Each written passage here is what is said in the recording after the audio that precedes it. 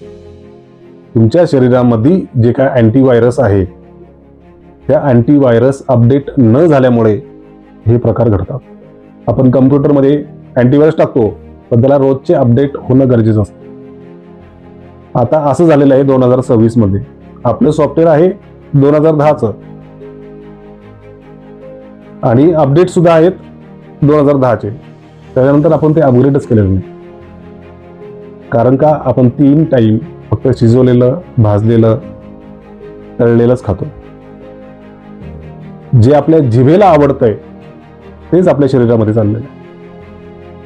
म्हणजे आपण आपल्या जिभेकडे बघून आपले पदार्थ तयार करतो, पण शरीराच्या अँटीव्हायरसला जी गोष्ट पाहिजे ती आपण देत नाही आहोत आणि त्याच्यामुळे ह्या सगळ्या गोष्टी आपल्या शरीरामध्ये घडतात. त्याच्यामध्ये बाहेरचं वातावरण